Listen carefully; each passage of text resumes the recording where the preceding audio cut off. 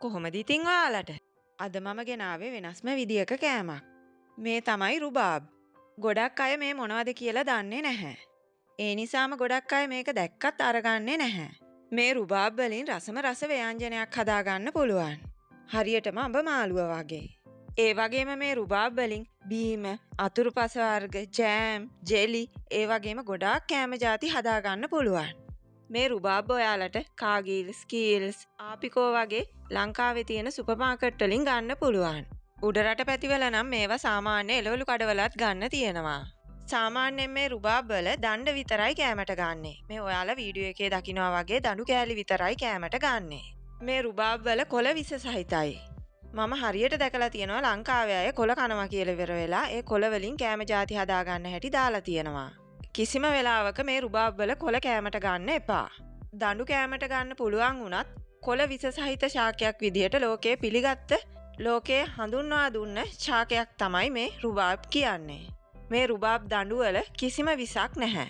හැබැයි කොළවල විස තියෙනවා. ඒක නිසා කිසිම වෙලාවක කොළ ආහාරයට ගන්න එපා. මම ඔයාලට විස්තර කියද්දි ඔයාලා වීඩියෝ එකේ දකින්න ඇති මම රුබාබ් දඬු වල වටේ තියෙන පොත්තේ ඉවත් කරගත්තා. ලපටිම ඒ වගේ එහෙම ඉවත් කරන්න ඕන නැහැ. ටිකක් ඝනකමට තියෙන පොත්තේ ඉවත් කරගන්න ඕන. ඔයාලට පුළුවන් ලේසියෙන්ම නූල් අරිනවා වගේ ඒක නිකන් ගලවලා ඉවත් කරගන්න. ඊට පස්සේ මේ ඔයාලා දකිනවා වගේ දඬු ටික අතින්ම කෑලි කඩලා හොඳින් සෝදලා ගන්න. දැන් මම තෙල් ටිකක් රත් වෙන්න තියලා ඒකට ලූණු, සුදු ලූණු, රම්පා කරපිංචා, අමු මිරිස් එකතු කරලා ටෙම්පරාදු කරගන්නවා.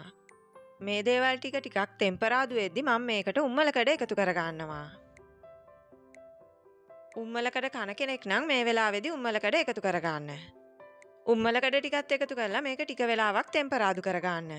මේ දේවල් ටික වෙලාවක් ටෙම්පරාදු වුණාම මම මේකට කෑලි මිරිස්, ලූණු, ඒ වගේම 3-5 එකතු කරගන්නවා. මම අද මේකට මස්කරි 3-5 එක තමයි එකතු කරගන්නේ. මස්කරි 3-5 එක එකතු කරගත්තාම මේ රුබාබ් කරිය හරිම රසයි. මේ දේවල් ටික වෙලාවක් ටෙම්පරාදු කරලා මම මේකට රුබාබ් කෑලි ටික එකතු කරගන්නවා. රුබාබ් ටික කුළුබඩු ටිකේ හොඳට මිශ්‍ර කරලා මේක තෙලෙන්ම තැම්බෙන්න තියාගන්න. රුබාබ් කියන්නේ හරි ඉක්මනින්ම තැම්බෙන දෙයක්. පොඩි වෙලාවකදී බෙරි වෙන්නම තැම්බෙනවා. ඒක නිසා ඔයාලා රුබාබ් උයන්න කෑලි කඩාගද්දි ටිකක් ලොකුවට කෑලි කඩා ගන්න. මේ විදියට රුබාබ් ටික තෙලෙන්ම තැම්බුණාට පස්සේ මම මේකට මිටි කිරි ටිකක් එකතු කරගන්නවා. මේකට මිටි කිරි දෙවෙනි කිරි දෙක කලවමේ ගන්න පුළුවන්. සාමාන්‍ය රුබාබ් වලට කිරි එකතු කරගත්තාම කිරි ටික ඉක්මනින්ම උකු වෙනවා. ඒක නිසා කිරි ටිකක් වැඩිපුර එකතු කරලා අඩු ගින්දරේ මේක උයා ගන්න. මම නම් සාමාන්‍යයෙන් මේ වෙලාවට රුබාබ් කෑලි ටිකක් පොඩි කරගන්නවා. ඒ විදියට පොඩි කරලා ටිකක් උකු ගතියට හොදි ගතියක් තියෙන්න තමයි මම මේක ලිපෙන් ඉවත් කරගන්නේ. ඔයාලට මේකට කෑලි මිරිස් වෙනුවට මිරිස් කුඩු එකතු කරගන්නත් පුළුවන්. මේ ඇඹුලට හොඳ රසයක් එන්න අන්තිමටම සීනි ටිකකුත් එකතු කරගන්න. ඔයාලට මම මුලින්ම කිව්වනේ මේ රුබාබ් දඬු ටික අතින් කෑලි කඩා ගන්න කියලා. සාමාන්‍යයෙන් රුබාබ් ඇඹුල හදද්දි අතින් තමයි කෑලි කඩාගන්නේ. රුබාබ් පිහියෙන් කෑලි කපාගන්නේ නැහැ.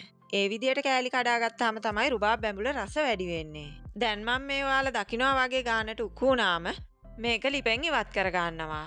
අලුත් රුබාබ් දඬු වලින් මේ ඇඹුල හදාගත්තාම අඹ කරියක් හදාගත්තා වගේම රසයි. අඹ කරියක් කන්න ආස පිට රටවල් වල ඉන්න අඹ නැති අයට මේ විදියට රුබාබ් වලින් රසම රස ඇඹුලක් හදාගන්න පුළුවන්.